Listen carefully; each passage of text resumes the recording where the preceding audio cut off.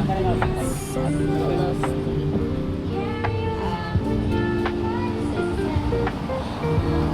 and restaurant.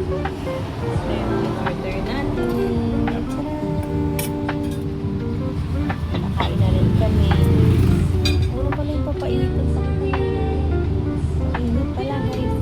Pakita ko na lang sa inyo. Super sarap. So kakain na kami guys dahil gutom na kami. Na-checkpoint pa kami. Pero ito yung food natin. Let's go!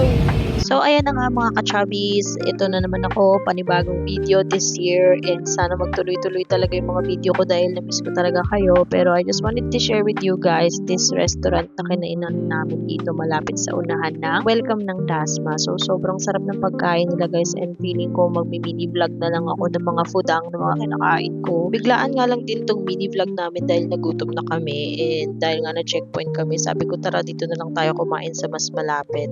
So, panoorin nyo na lang yung next video guys. So guys, halos malapit na matapos kumain. Kaya ito yung perfect pagkain sa inyo. Sabaw. Diba?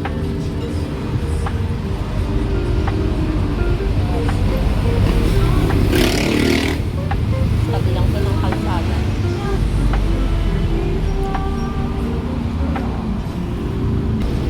Kasi makita siya yun. Kasi nag-o-photo.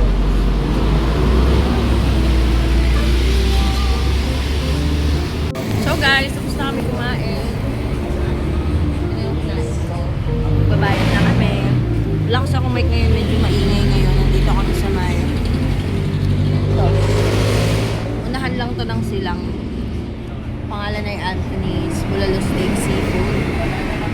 So, ayun. Babayad na kami. So, grabe. Sarap.